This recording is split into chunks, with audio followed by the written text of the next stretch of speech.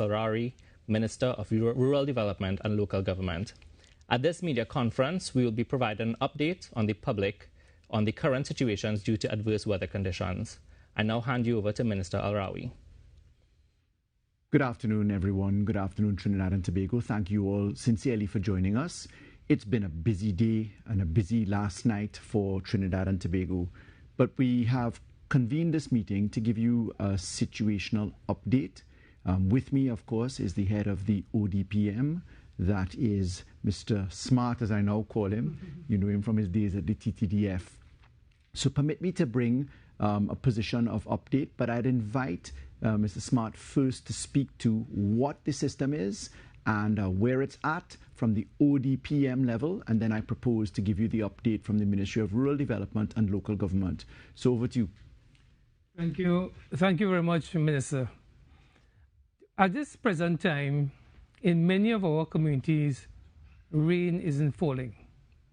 And I want to start by asking our citizens to please do not become complacent. Do not become complacent because the rain has stopped. We have been told by the Met Services that we are at the present time on a yellow level alert. We are also told that we are on an orange riverine alert, and therefore it means that at any point in time, the rain can begin pouring again.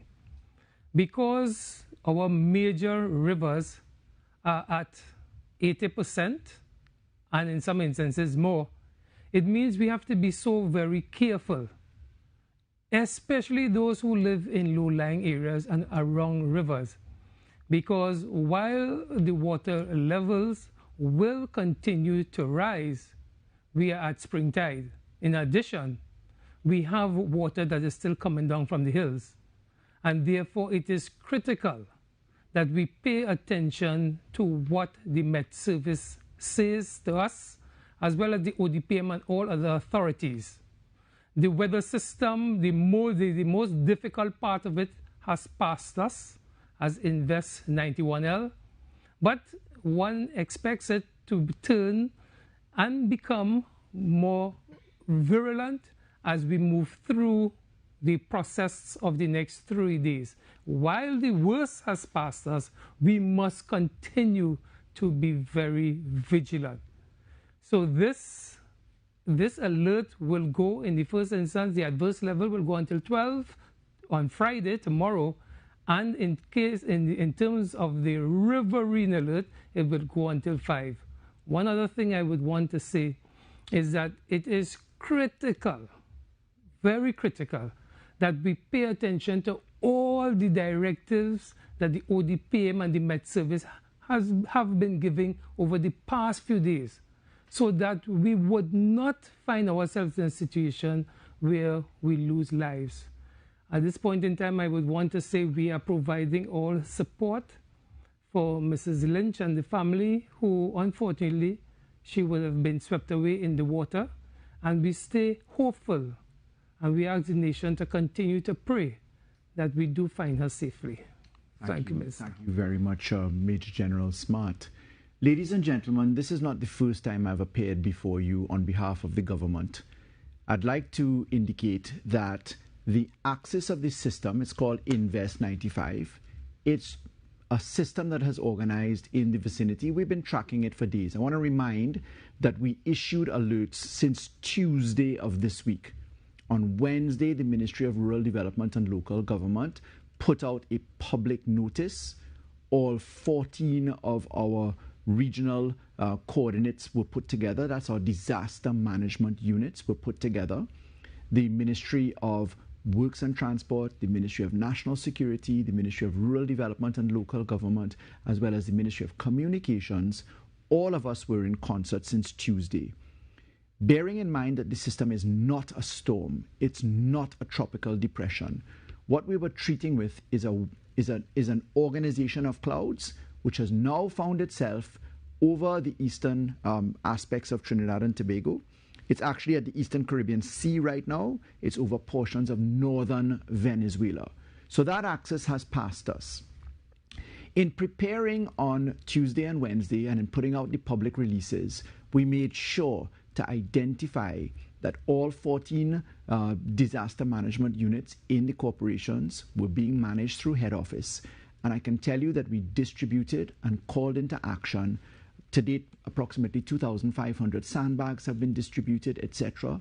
We've had tarpaulins, we've had mattresses. We positioned and located all our assets, as we did before, along the usual suspect areas where landslips and other events happen. In this regard, SwimCall, the Trinidad and Tobago Defence Force, the Trinidad and Tobago Police Service, WASA, all of our entities, TNTech, have been in proper coordination. What we did and what we continue to do in systems such as this, we give the alert, we urge people to be proactive, we urge them to take steps. What we experienced so far is a district effect. So it's safe to say in the northeast of Trinidad and in certain other parts of Trinidad, we had some significant events. In coordinating that, I can tell you by way of situational report right now that some parts of Trinidad and Tobago are fairly dry, but other parts are not. So let's deal with the yellow weather alert and what happened. In terms of a report, I can tell you right now that between yesterday and today, as the rain came, and if you read the reports, the rain came in a significant downpour within 10 minutes, within 30 minutes. Some of our riverine levels went from 1 feet and 2 feet in depth to 6 to 7 feet. Indeed, Mrs. Lynch suffered the fate of trying to cross at a particular point in time when they had gone from 2 feet in height to 6 to 7 feet in height. That's what you call flash flooding. I'd like to remind that with a significant amount of rainfall coming onto roofs, the roof water runoff is extremely rapid, and therefore the water hits our waterways in a very rapid fashion.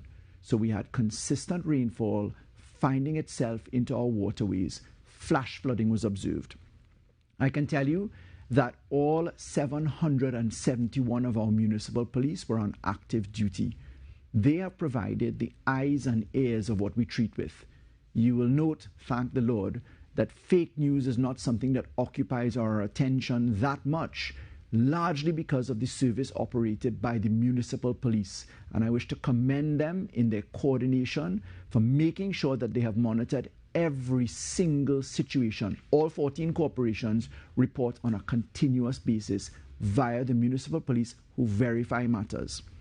So let's see what happened. We saw between yesterday and today a total of approximately 145 reports of flooding. That was 135 as at yesterday and 10 more today. We saw these things happen between the Arima Borough Corporation, Chaguanas Borough Corporation, the Mayaro Regional Corporation, Sangre Grande, Tunapuna Piarco, and Princestown. So we didn't see it in San Fernando, we didn't see it in Port of Spain, we didn't see significant activity in other areas. I can tell you, Tunapuna Piarco Regional Corporation had 95 of those events, and Sangre Grande Regional Corporation had 23 of those events alone.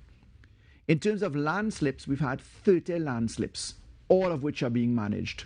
I wish to stop and compliment all of the regional corporations, and in particular CPEP that worked straight throughout the night, and all of the coordination happened via members of parliament on all parts of Trinidad, that is both opposition and government. We were in full coordination with each other overnight, and we deployed all resources as required. Cleanup operations are in gear. We saw in particular, again, that Sangre Grande Regional Corporation had 13 of those landslides. We saw San Juan Laventil had 8 of them. Diego Martin Regional Corporation had 2 of them. And therefore we had, again, what I'd call a regional effect of the weather hitting us. I can confirm that as of now, we've distributed over 2,437 sandbags. I want to remind you that to date, in the last 2 occasions that I've appeared before you, we distributed well over 50,000 sandbags. So this is a cumulative addition of resources. In the landslip areas, we have positioned assets right across the north coast, and we're warning Trinidad and Tobago that the soil is saturated, and therefore the risk of land slippage on usual suspect areas is going to be high. That's because there's a heavy amount of water, the weight is in the soil, and therefore the shear mass movement is going to be a factor. So we have to pay attention. The regional corporations have deployed assets. We're building riverbanks, we're building structures. So permit me to touch on riverbanks. You'll notice that we've been distributing in blast form, literally everywhere, apparently except to the editor of the Express, Jewel Brown. You can take note of that. Despite having appeared on TV6 last night, I was quite surprised to see the editorial in the Express today talking about napping. Perhaps that is something that we can pay attention to.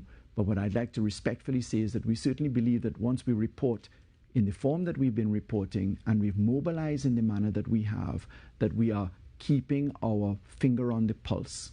And I'd like to respectfully say that the river level advisories are very important. We have reported as of 9:30 this morning, and then again at 12 noon, the Aripo River is at 32% of capacity.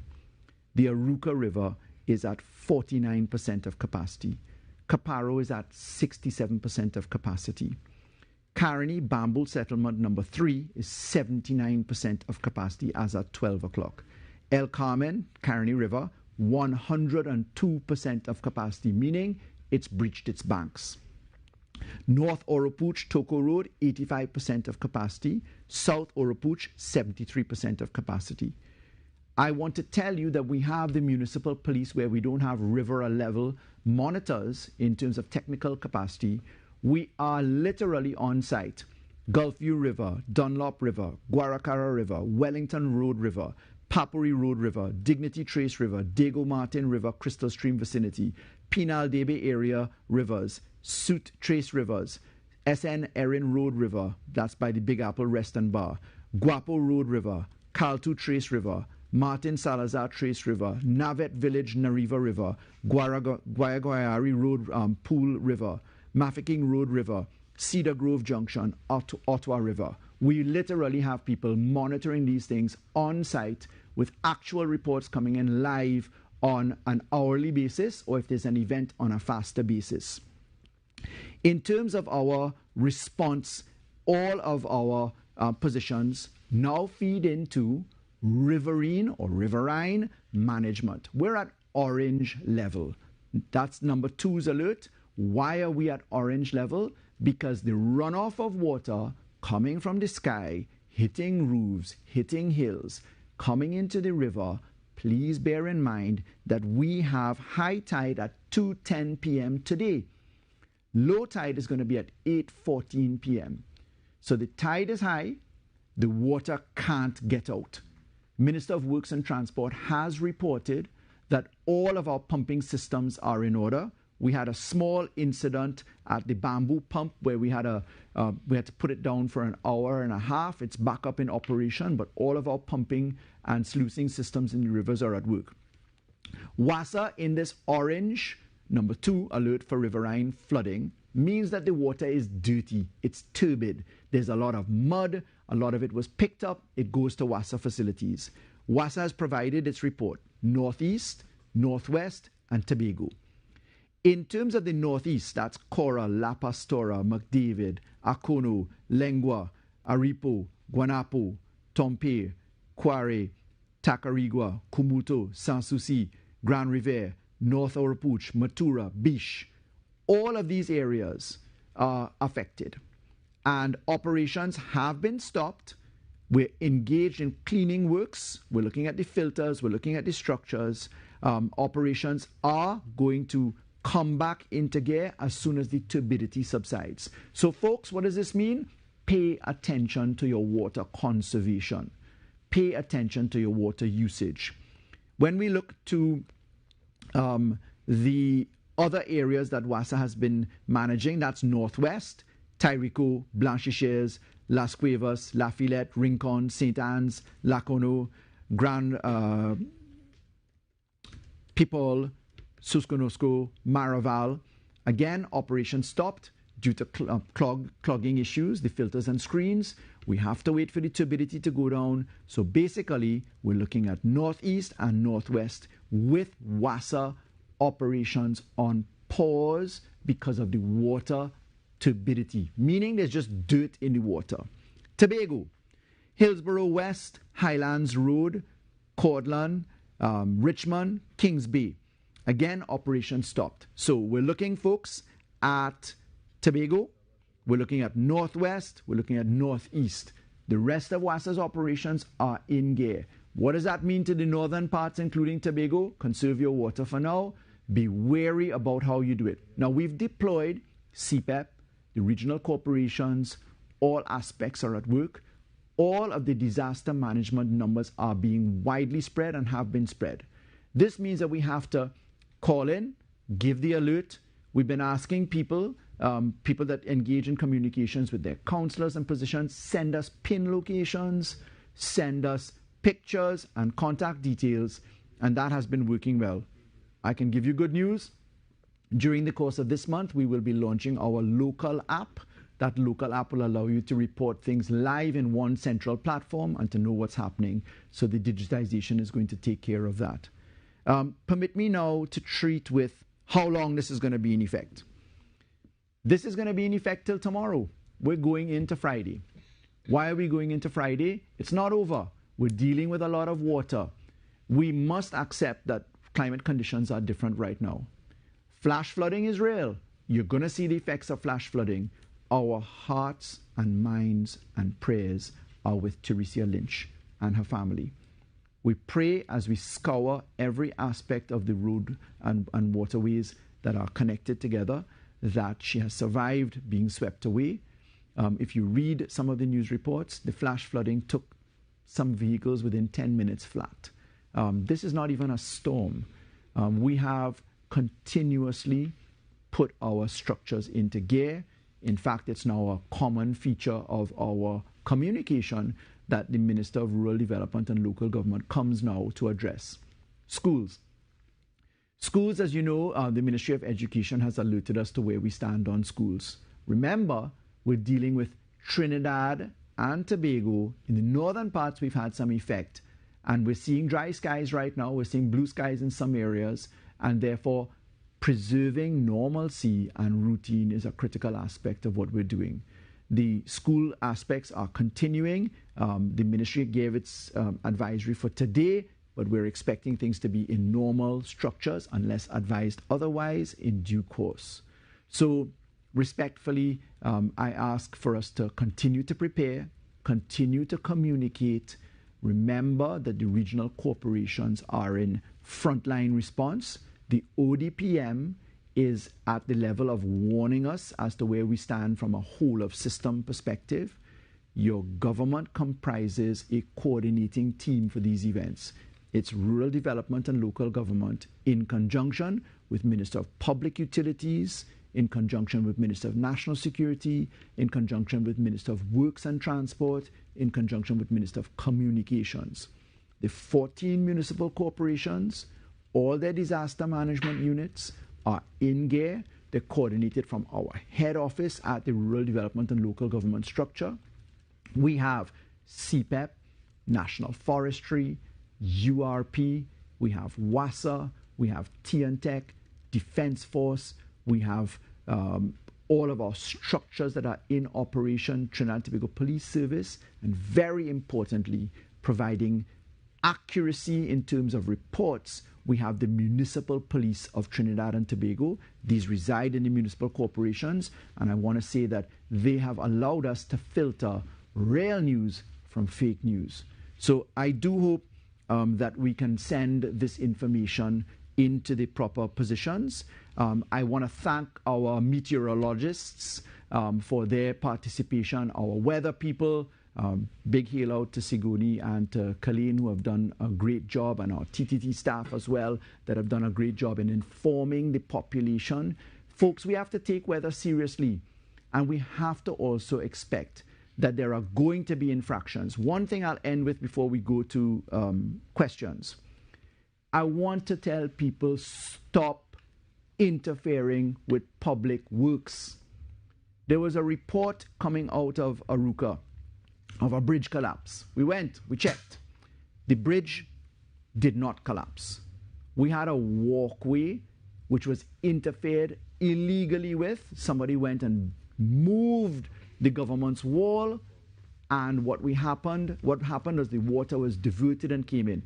Illegal intrusions into waterways and affecting public works are going to cause problems. I have already warned, and I want to tell you that the information has come to my hand already.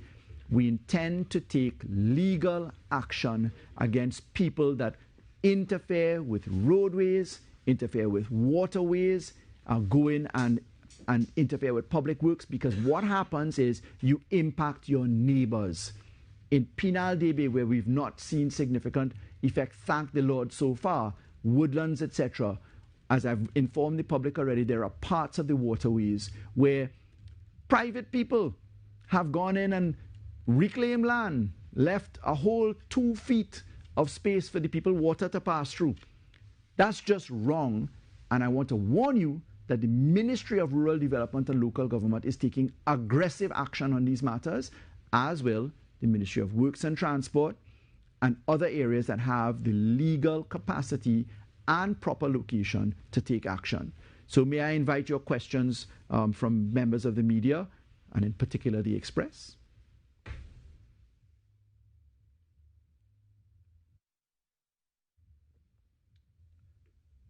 Joel Brown, TV6. Good afternoon, Minister. Good afternoon. One of the things I'm wondering about in terms of the issue of sandbags, was there a particular time where that distribution had to end? Is it something that you are satisfied with? Because one person had suggested to me whether there should have been a later time to allow for persons to collect sandbags. That's my first question. Well, I'll answer your question with the promise that you will make sure that you tell your colleagues all of the information so that the reporting can be shared appropriately. I'm sure you're taking your pecan well. But the sandbags are really distributed on demand and supply issues. Most importantly, in preparing for this season, the weather systems that come around this time of year, we procured the sandbags and we distributed them out. And there are sandbags in circulation. Demand and supply also is met by us providing sand at particular locations. We have sand coming from national quarries and from private contractors as well. And what we have going on in this area is we close off when it runs out, and then we replenish. But what we've engaged and what we've tried to do is to make sure that there's a continuous supply. Obviously, there may be people from time to time who find themselves in a situation of, saying, I didn't have access to something at a particular point in time. But I want to remind you, in the last couple of months alone, we have distributed 50, 60,000 sandbags already.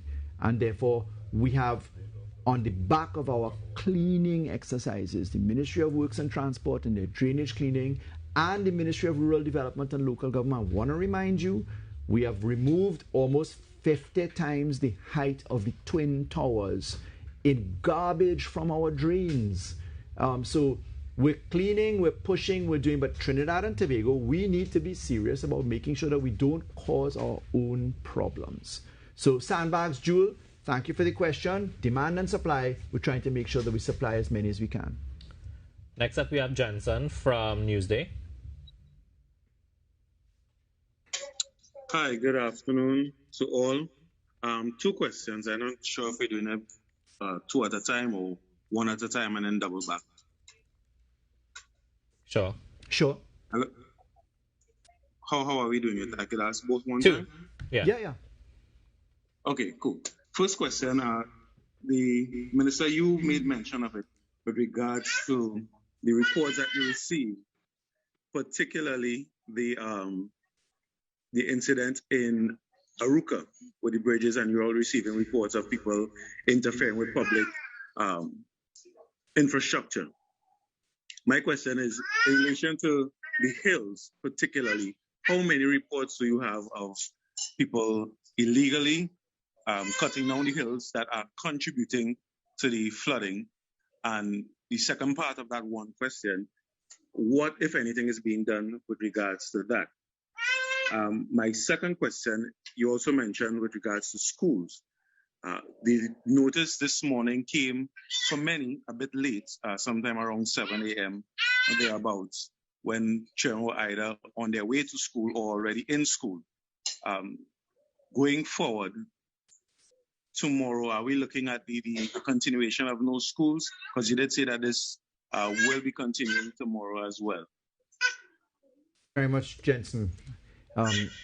Can I say schools are on? Schools are going to be in gear. There is a regular flow of schools tomorrow for sure, unless advised otherwise. Relative to the position about schools being closed and the notice coming in at this morning as opposed to last night, I want to remind you that we were not dealing with a weather system that was organized. What we were dealing with is a lot of rain that hit portions of Trinidad, and therefore we could not anticipate what was going to happen. We have to prepare, but you can't just cancel school just like that, because we've had the COVID experience hit us. We're now back into operations, and we have to measure how the government responds on each occasion. If we close schools every time we go into a yellow alert, we're going to be in trouble, because we're in a hurricane season. We have a wet season, we have a dry season. And therefore, we have to be really careful how we organize ourselves, because there are many parts of Trinidad that have not been affected. And forgive me for constantly referring to Trinidad. I want to remind you that the THA is responsible for Tobago's response, which is why I only speak about Trinidad on these occasions. So we have to be careful how we monitor our response to schools and other issues, the normalcy of business and schooling operations. And therefore, at orange level, you start to get into different zone. We are still in yellow level. I got a message from Sigoni Mohammed. I thank you for giving me this information. She's reminded that the active tropical wave, which we're calling Invest 91L, is in fact now past us, but it's now a potential tropical cyclone 13. So that's where things start to get into different positions, right? The issue of school information, we discussed it this morning at Cabinet. Right now, the information is that we're going to continue with schools being in gear tomorrow. There is school tomorrow because, thank the Lord, we have not had a difficult experience so far. We're monitoring, we're managing. In the event that reports come back to us, as we're constantly feeding back reports, the Minister of Education will, in consultation with the advisors, and then go to the Prime Minister, will come back to the nation if there is to be a change. But schools are on. On your first question, you asked about illegal cuttings and illegal development or illegal things that affect us. And I'd like to say that, yes, there is a significant amount of difficulty that we as a country experience. At the Eastern Main Road in Dabadi area, near the AAA tire shop, that's where we saw somebody interfere with the road. And just decided that this person just decided that, you know, he had to get more land and widen his driveway. And in widening his driveway on one particular side, what we saw is the water being diverted to hit the abutment. And this was not spotted because it was surreptitiously done. And that caused the water to hit the abutment, to hit the pathway, the footway next to the bridge. So that's an example. As to how pervasive it is, how widespread it is, it's fairly widespread. This is why the property tax management is going to reveal a lot of these things, because for property tax to come into effect in local government, for us to get the money from property taxes, you have to have a survey of every single property in Trinidad at the same time, which is why the returns have come in. So are we doing something about it? Yes. Number one, we're identifying it. Number two, it becomes identifiable in the course of property tax rolling out. Do we want property taxes? Yes, because we want to give the corporations the money so that they can spend on the citizens that live in the municipal corporations. So there's a comprehensive integrated plan of identification and action. All right, next up we're going to Rashad Khan from Guardian Media. But Jewel, we did not forget you with your second question, so we will spin back at you. I did forget his second question. You want to remind me before we get there? Yeah. No, he has to ask his second question. Sure. So Rashad, go ahead, and then we'll circle back to Jewel. You want to answer Jewel's question one time, and then I will ask mine? Yeah, sure. Go ahead, Jewel. All right, thanks, Rashad. Thanks, everyone. I'm just wondering, in terms of the issue of coordination between the ODPM, the Met Office, the Ministry that you lead, Minister, and all the relevant other agencies, is that being done to a level that allows for things such as proper advanced notice as best as possible in terms of weather systems and any impact thereof?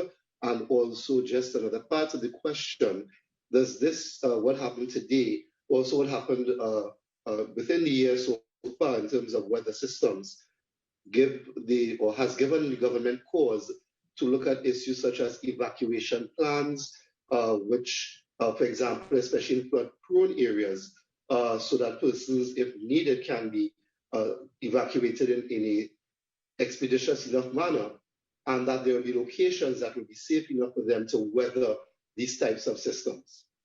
Thank you for that systemic analysis, right? So let's get back to where we are. We are dealing with a yellow alert for clouds in the sky, where we warned the nation on Tuesday and on Wednesday and on Thursday that we needed to prepare. It's not the first time we've done this. And we did that because of the coordination systems that we have between ODPM, the Met Office, and the Ministry. Yes, we do have evacuation plans, etc., when we get into more serious activities, like when we were arranging the potential tropical storm hitting us. Even before it became, you notice we took a very different approach. We had activated relief centers, shelters. We told people where they were. We didn't take this step here on this occasion because it was not and still is not required. What we have is the first responders at level going to work, because what we have is yellow alert on the weather system. The orange alert that we're experiencing is in riverine. That's the runoff. And we're seeing, and we've given you the capacities, and we put it publicly where the river stands. So there are all of those systems. You trigger those things when you need to trigger those things, not at yellow alert number 1 or yellow alert number 2, which just means one comes after the other. We're still at yellow alert. And we have that hierarchy for position. So we do have that. Flood-prone areas. Guys, I'm an elected member of parliament that represents people that live in flood-prone areas. I have to tell you that there are many areas where people have literally built inside of the rivers or on reserves or in areas that not only habitually rainfall affects, but habitually flood. And that is part of our squatter regularization program. It's part of our housing and village improvement program, the HVIP program. But people are, of course, in flood-prone areas. As to how we treat with that, we ask people to protect themselves as best as they can. By now, we know the usual suspects of where areas are flooded. But if you look at where the media attends, and rightly so, when people are showing their status and how they've been affected in some areas, and this is only in some, you can literally see them inside of areas that are very dangerous to build in. There are some significant issues that we have to treat with now that are being addressed. So if you look to the work and the culvert and drainage issues that the government is putting down through the Ministry of Works and Transport, you'll see at Aruka Maloney, you will see at different areas, you'll see that we're looking at upsizing capacity of drainage issues. And there's a very large program. The budget this year speaks to a lot of that. I spoke in my contribution about 200% increase, 100% increase on funding from the development program perspective for flood mitigation and drainage issues. So we have a very dedicated rollout in that regard. And it was something that is certainly well coordinated coming out of COVID, coming out of $13 billion in deficit coming out of borrowings to just pay salaries. These are priority issues for the government on a go-forward basis. All right, we move on to Rashad Khan. Hi, afternoon, everybody. Rashad Khan, Guardian Media Limited. Okay, so my question today is for both Mr. Al-Rawi and Mr. Smart. So, Mr. Al-Rawi, as the Minister of Local Government and Rural Development, seeing the impacts that we saw over the past 2 days, how do you feel about that? And for Mr. Smart, is there any sort of post-mortem going to be done on this incident where we can identify exactly what caused some of the damage that we would have seen? Is it just the sheer amount of rainfall in the nature of the weather event, or is there some infrastructural stuff that may need to be improved? Okay. Thank you so much, Rashad, for that question. Folks, I used to love the rain. I used to like the rainfall, and things got cooler, etc. That's when I wasn't the Minister of Rural Development and Local Government. Any minister that has sat in this seat will tell you that when you have to drive that car of responsibility, that all of this occupies your mind. The Minister of National Security always has the same experience. The Minister of Works and Transport and the Prime Minister always has this experience. So just to tell you, how do I feel? I'm very concerned always as to people's welfare and positions. I've been given the responsibility to coordinate these matters, and I can tell you that I speak for the entire cabinet and for the Prime Minister's position. What I can tell you is, if you just trawl the reports that came from people that had their cars swept away in a couple instances, etc., they'll tell you that within 10 minutes flat, the water went from 2 feet to 6 feet. That's what you call flash flooding. And flash flooding, I was explaining to someone recently that flash flooding is a phenomenon that comes with urbanization. The more roofs that we have, the more structures that we have where the rain falls off rapidly into gutters, is the faster that water works its way onto the streets. And when it gets there, it has to move, and therefore high tide affects you, etc. So we're seeing the effects of urbanization. We're seeing the effects of quarrying on the hills. We're seeing the effects of the improvements that people make over time. So yes, it is something that you constantly monitor.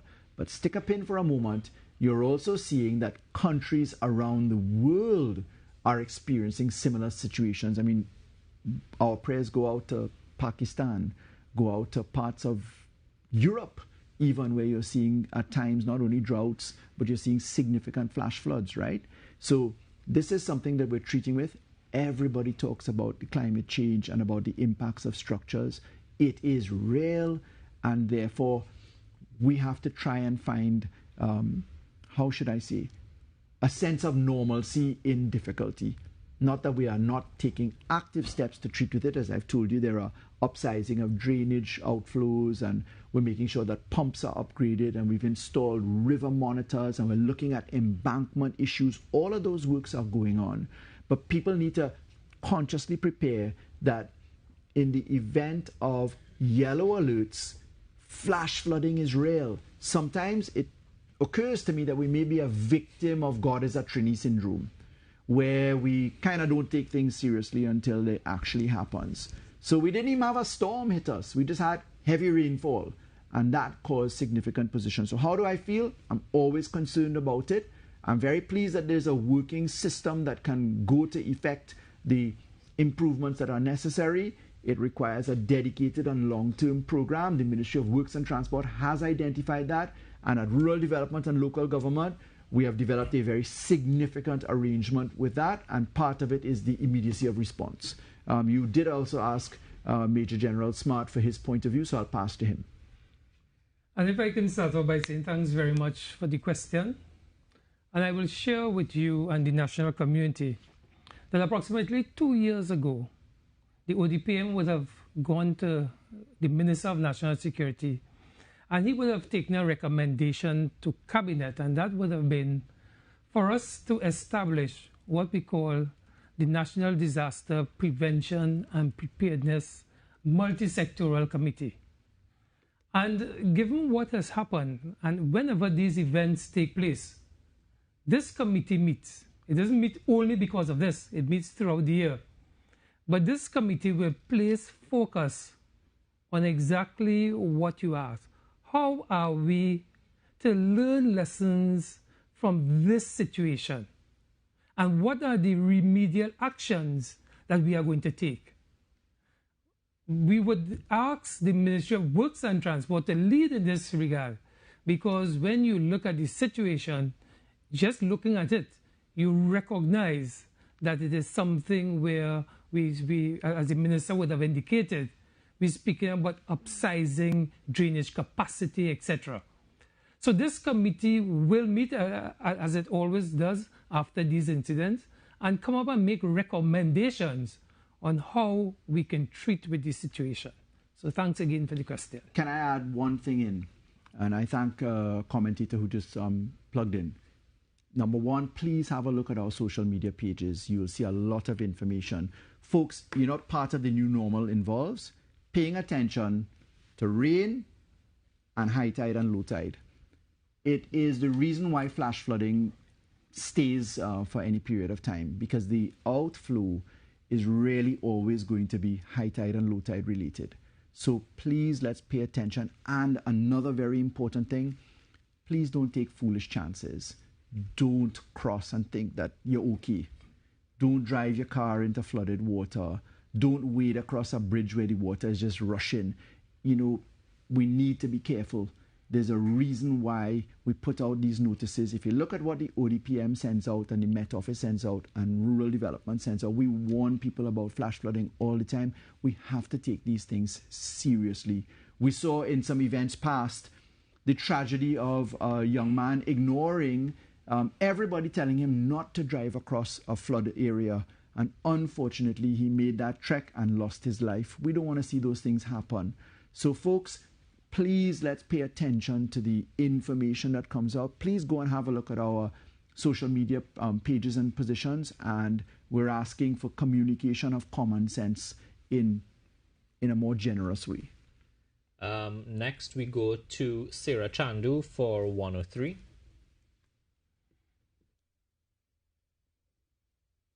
Sarah. Good afternoon, everyone. This is Sarah Chandu from 103 FM. I do apologize. I've been having some technical difficulties, so I hope this isn't something that was raised previously. Minister, you spoke just now about the matter of some houses where they are built, and you mentioned squatting. But some do argue and would argue that maybe not enough is being done to regulate construction, sometimes to even ensure contractors aren't clogging up waterways. A few years back, we had an instance where I believe a waterway in St. Augustine was clogged with bamboo. Residents say it was thrown there by a contractor. Could you comment on that, please? Thank you.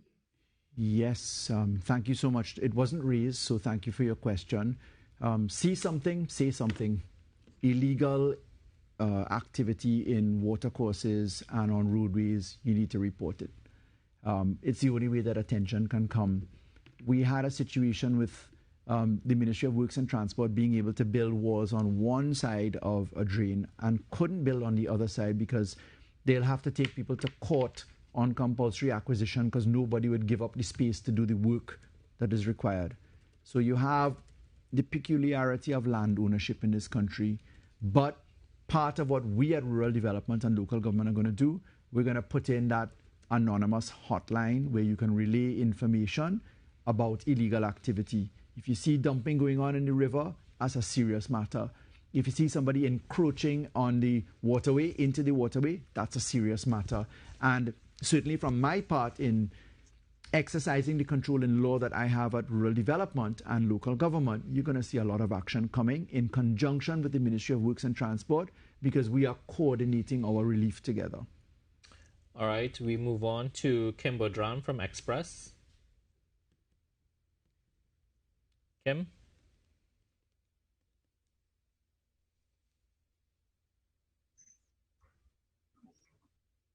Kim, are you hearing us? Hello? Yes, we're hearing you. Oh, I'm so sorry. Good evening. I can't hear you well at all. Kim Bojang from the Express. Minister, please forgive if I'm asking you to repeat yourself because there was some issue there with communication. You did speak about the Prime Minister and his presence in this scenario, and that you speak on his behalf and behalf of the government as well when you appear. But I mean, you know, there are a lot of citizens are out there saying that they would like him to reach out to them and be physically present, maybe visit the communities, maybe tour the areas, speak to the people, and we see what you are saying about development. But then, of course, when this is happening to people, it is a different story. So I may be asking you to repeat yourself, but please, can we say if we will see the Prime Minister visiting some communities? Thank you, Kim. I can say in response, I see the Prime Minister publicly all the time. I noticed that the PM is on the field. I want to remind you that on this particular occasion, we're actually, the only reason I'm in a suit appearing before you is that I'm compelled to go to the Parliament right now because the opposition wants to examine the Ministry of Rural Development and Local Government Head 42 for hours.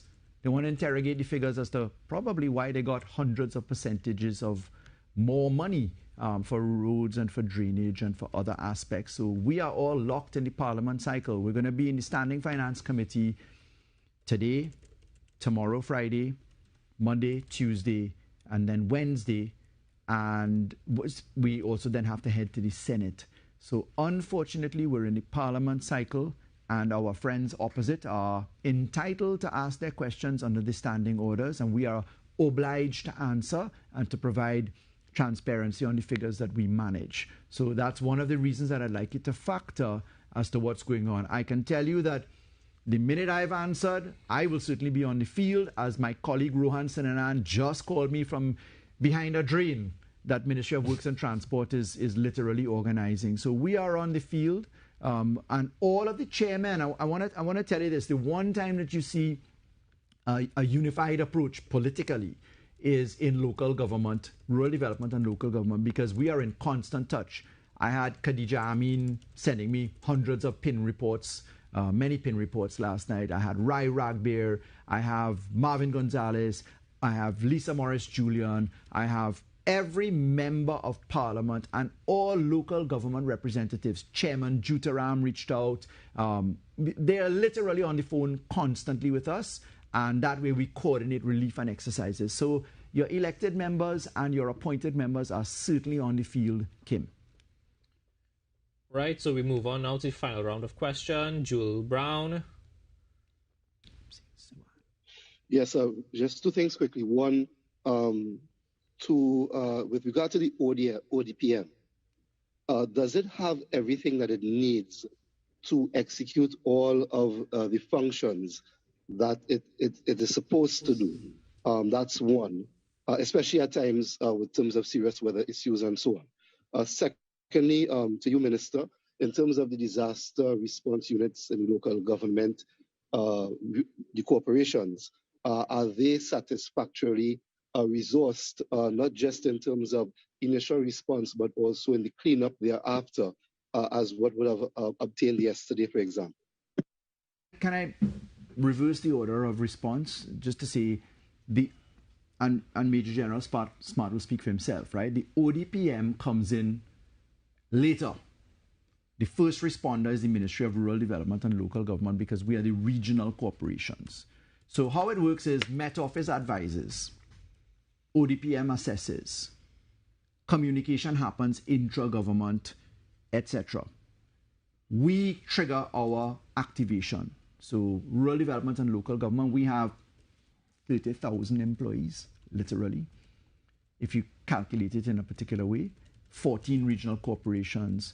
We have CPEP, we have National Forestry, we have Rural Development Company, and then we have linkages under Section 235, if I remember them correct, in the Municipal Corporations Act. We have linkages in coordinating matters between WASA, TNTEC, etc. So we're the first responders that go into gear.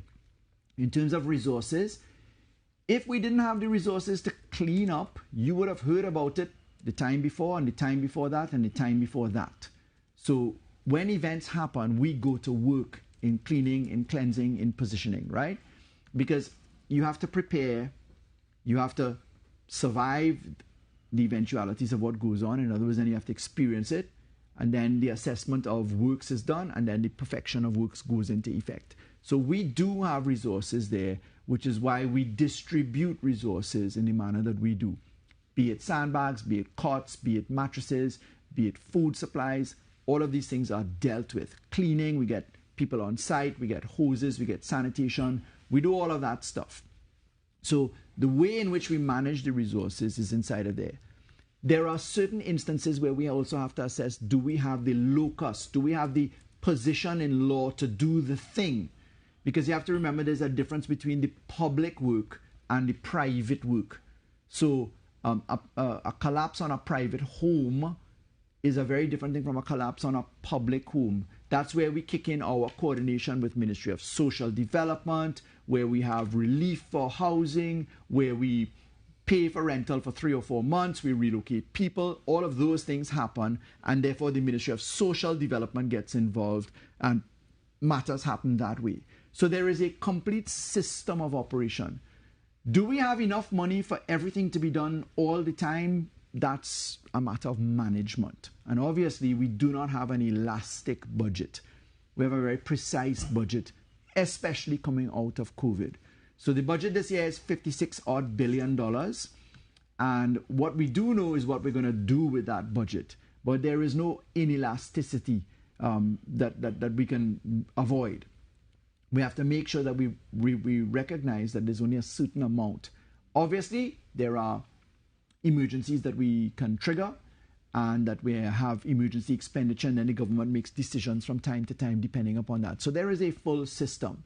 But it isn't that ODPM goes into gear first in terms of on-the-ground management. That's not how the system is structured. But let me pass it over to Major General Smart to give his perspective on that. Thank you very much, Minister. And if I can start where you ended, what happens before an event? So on Tuesday, the ODPM will have already begun coordinating with all our national agencies with regard to what we anticipated would have been happening.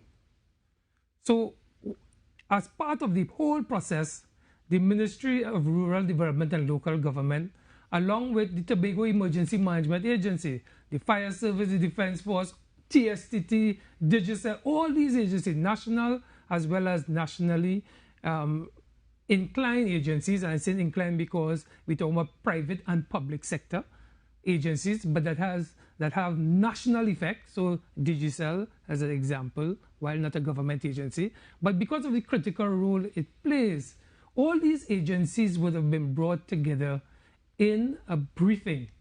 We call it the National Emergency Operations Center briefing, because we're anticipating what could happen and making sure that all these agencies are ready to respond. So we are quite aware before an incident, the state of readiness of all our agencies.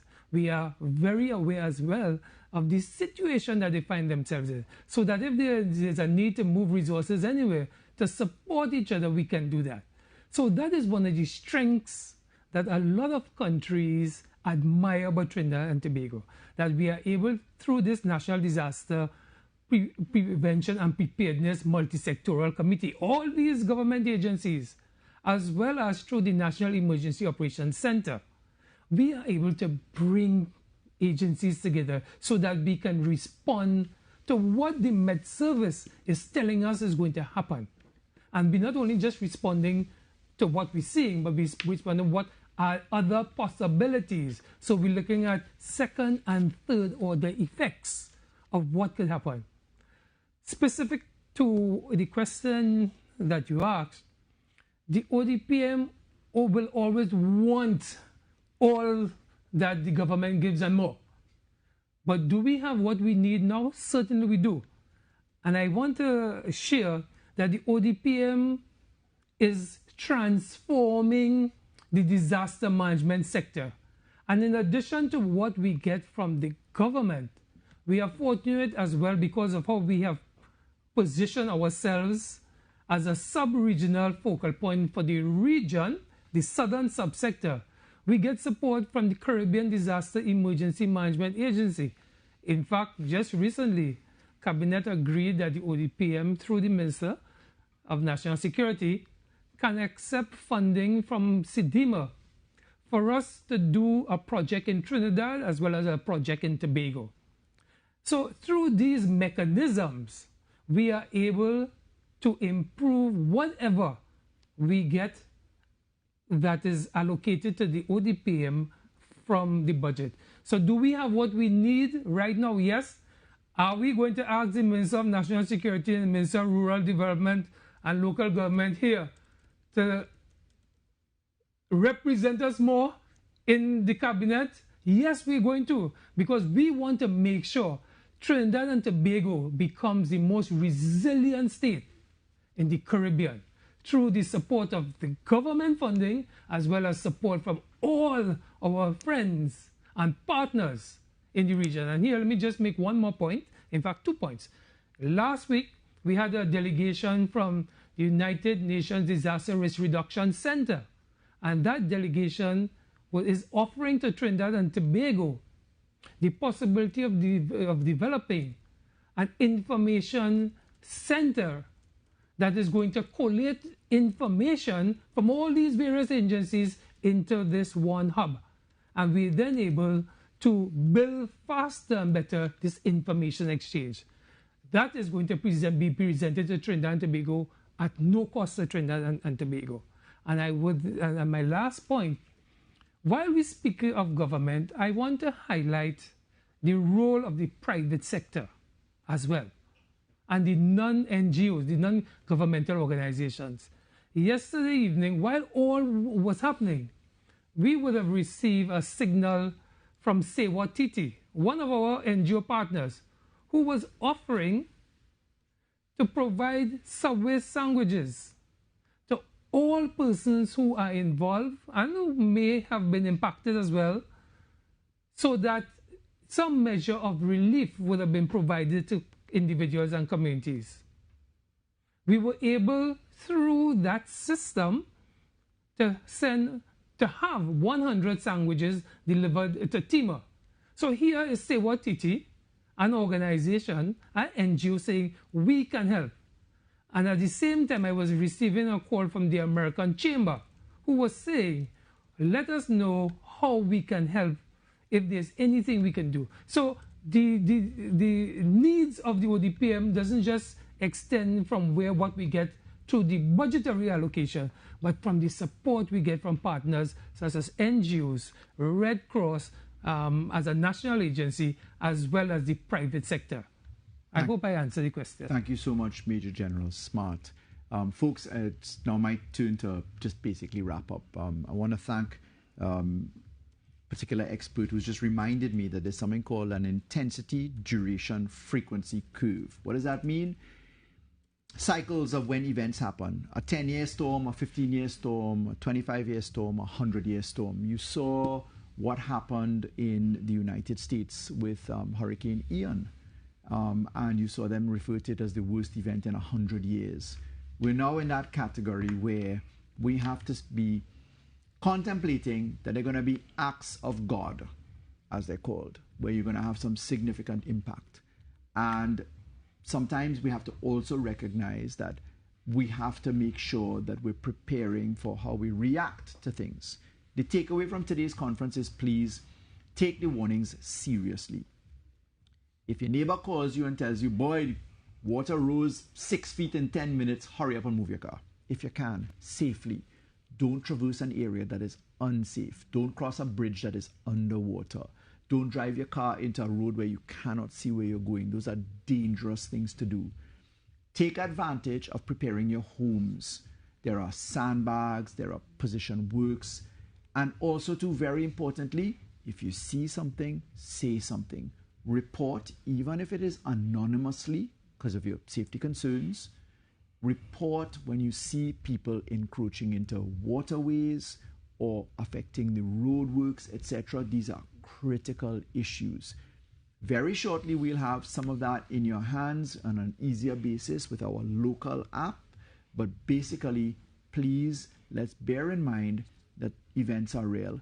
We did not deal with a storm. We did not deal with a tropical depression. We did not deal with a cyclone. We did not deal with a hurricane. We dealt with weather. We dealt with a lot of rain that we provided notice about. We went into yellow alert on Tuesday, Wednesday, etc., and we warned. It just means that we have to take these things carefully and seriously. So may I, on behalf of us all this afternoon, thank you sincerely for coming to this event and for asking your questions, members of the media. I do hope that we have satisfactorily answered your questions. To our good citizens in Trinidad and Tobago, please continue to reach out and let us know how we may be of assistance, and may God bless you all. Thank you. All right, thank you for joining us at today's media conference. Please remember to exercise all precaution in flood-prone areas and stay posted on the ministry's social media platforms. Good afternoon, everyone, and stay safe.